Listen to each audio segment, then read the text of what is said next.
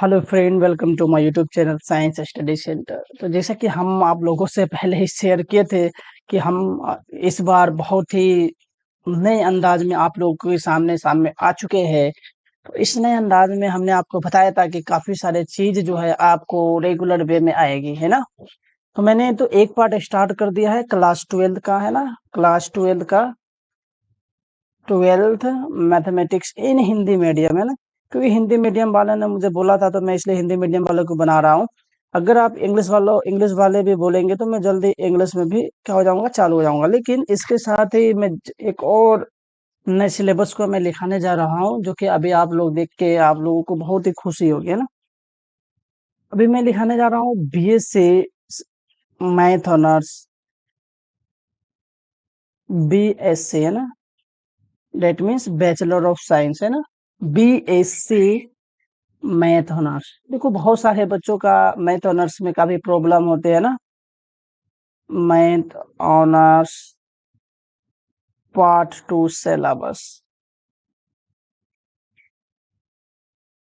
देखो, मैं ये क्यों स्टार्ट कर रहा हूँ, क्योंकि देखिए बहुत सारे बच्चे ऐसे हैं जो मैथ लेने से डरते हैं, सिर्फ ये सोच के कि मैथमेटिक्स जो है काफी डिफिकल्ट सब्जेक्ट है ना। काफी डिफिकल्ट सोच सोच के बहुत बच्चे डरते हैं। तो मैं सोचता हूँ कि क्यों ना इन बच्चों का डर पहले खत्म किया जाए।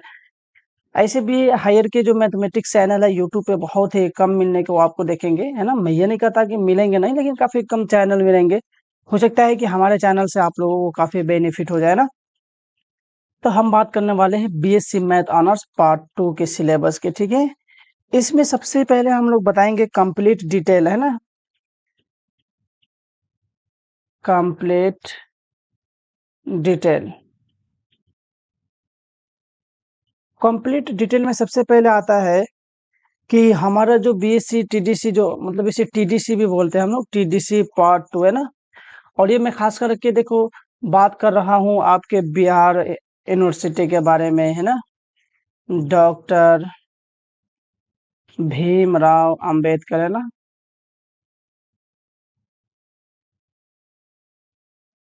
अंबेडकर बिहार यूनिवर्सिटी मुजफ्फरपुर, मुजफ्फरपुर। तो बिहार यूनिवर्सिटी के बारे में हम आप लोगों से बात कर रहे हैं।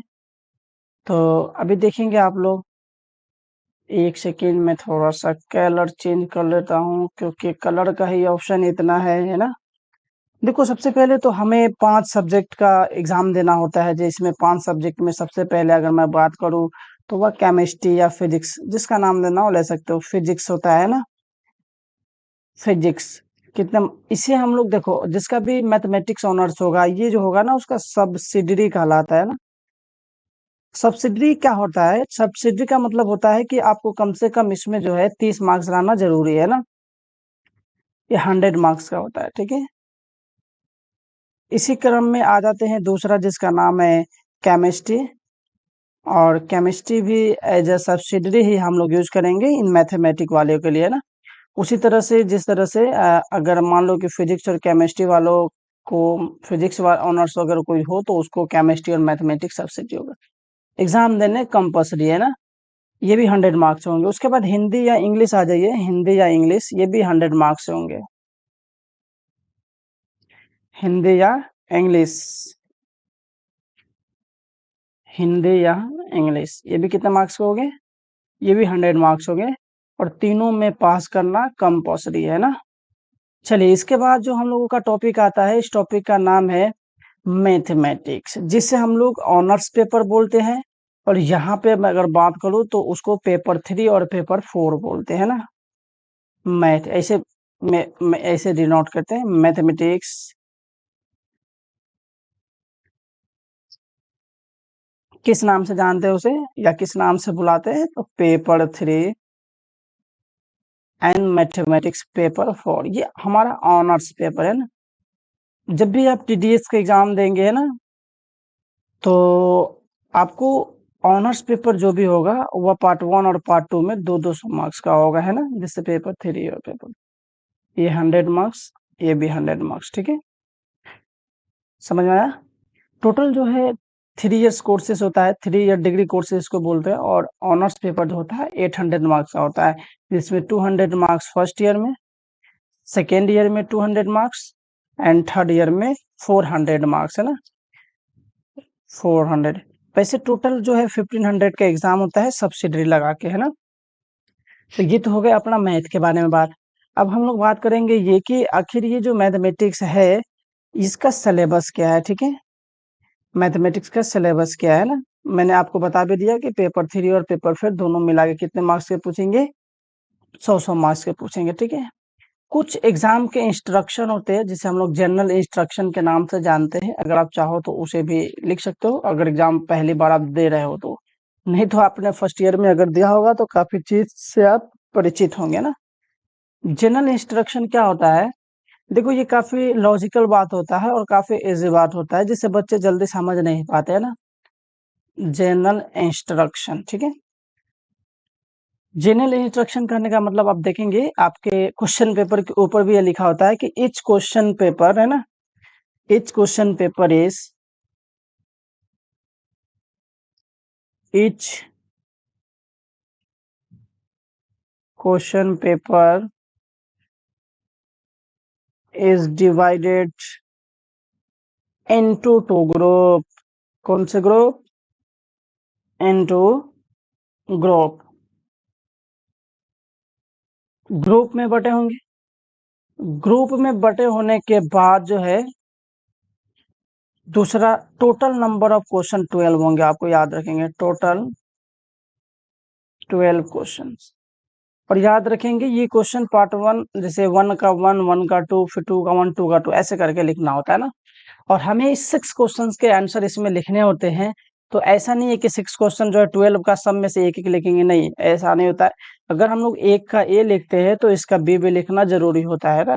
खास करके मैथमेटिक्स में ए बी करके आता है क्वेश्चन, है ना। तीसरा मस्ट सबसे इंपॉर्टेंट पॉइंट जो कभी बच्चों को ये पता नहीं चलता है कि कितने पॉइंट का लिखना और क्या लिखना है ना, तो याद रखिएगा आप लोग, any 6 question, any 6 to be answered, है ना।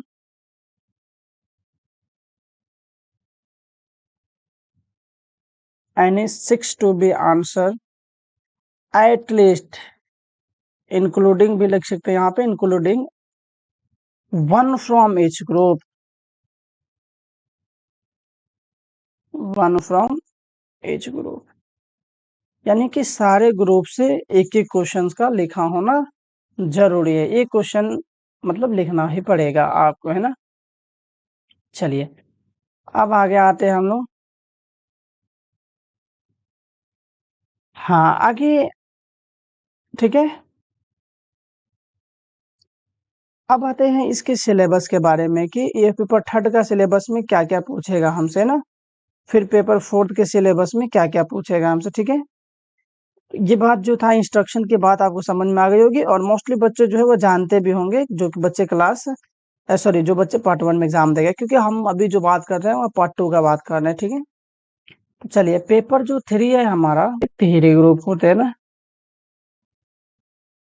ग्रुप ए, ग्रुप बी और ग्रुप सी है। देखो 1 2 भी 3 लिख सकते हो, कोई इशू नहीं है। ग्रुप 1,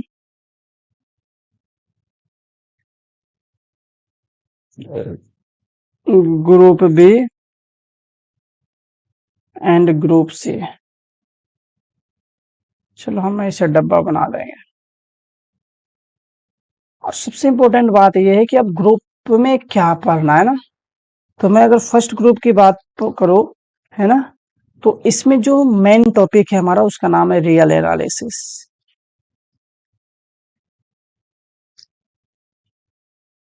रियल एनालिसिस, ठीक है। इससे जो क्वेश्चन पूछे जाएंगे वो 4 क्वेश्चन पूछे जाएंगे, ठीक है। उसी तरह से आप आ जाइए सेकेंड ग्रुप में। सेकेंड ग्रुप का नाम है इनफाइनाइट सीरीज, है ना, इनफाइनाइट सीरीज। और इससे भी नंबर ऑफ क्वेश्चन पूछे जाएंगे 4। तीसरे का नाम है ऑब्स्टेकल अलजेब्रा ना,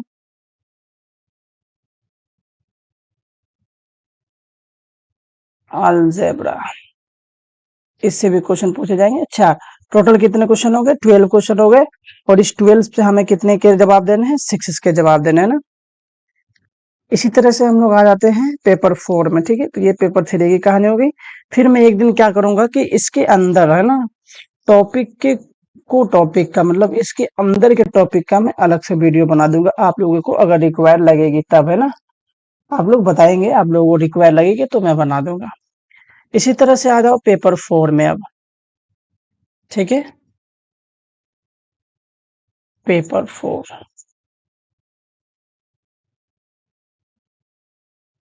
मैंने पहले ही बताया है कि 2 पेपर है, पेपर 3 और पेपर 4। इसमें थोड़ा सा नंबर ऑफ ग्रुप जो है ना 4 हो जाते हैं। कितने ग्रुप हो जाते हैं? 4। हम इसको देखो G1, G2, G3, G4 से भी लिख सकते हैं।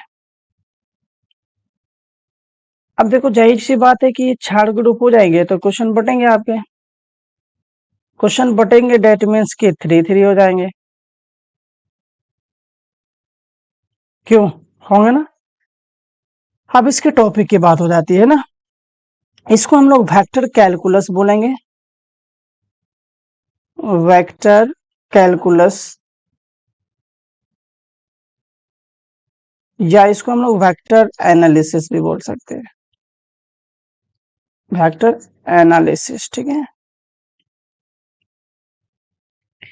दूसरा डिफरेंशियल इक्वेशन,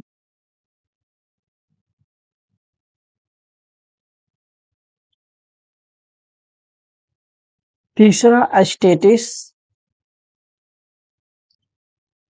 चौथा जो है वो डायनामिक है। तो देखो इस तरह से हमारा क्वेश्चन पूछा जाएगा, है ना। और टोटल हमें इसमें से भी कुछ 6 क्वेश्चंस के जवाब देने हैं। तो आई थिंक मैं आशा करता हूं कि आपको ये वीडियो समझ में आई होगी। अगर समझ में आई होगी तो आप वीडियो को लाइक, शेयर एंड सब्सक्राइब करना ना भूलें, ठीक है। और शेयर तो जरूर करें बच्चों को, कि जिससे आपके साथ साथ औरों का क्या हो सके, जितने भी बच्चे सबका हेल्प हो सके। तो ये था हमारा, देखो सबसे पहले हम लोग बीएससी ऑनर्स के बारे में देखे कि फिजिक्स, केमिस्ट्री, मैथमेटिक्स है ना। एक बार से रिकॉल कर देता हूँ। मैथमेटिक्स के 2 पेपर हो जाएंगे तुम्हारे, 2 पेपर 100-100 मार्क्स हो जाएंगे। ये मैंने कुछ इंस्ट्रक्शन लिखा है, बाकी के इंस्ट्रक्शन तो आपको, बाकी जो भी इंस्ट्रक्शन है ये इंस्ट्रक्शन जो है आपने पार्ट 1 में एग्जाम दिया होगा तो वहां पे जरूर देखा होगा। फिर हम आ जाते हैं, ये तो सॉरी, फिर आ जाते हैं पेपर 3 का। तो पेपर 3 का रियल एनालिसिस, रियल एनालिसिस, उसके बाद इनफाइनाइट सीरीज, और फिर उसके बाद जो है ना, थोड़ा सा मैं इसको बढ़िया से लिख देता हूँ। एनालिसिस थोड़ा साफ नहीं दिख रहा है तो मैं रियल एनालिसिस को फिर से लिखूंगा, ठीक है। Real analysis, analysis. उसके बाद फिर हमारा आ गया finite and obstacle algebra, and similarly paper 4 में हम लोगों को क्या आ गया? Vector, differential, statics and dynamic. Thanks for watching.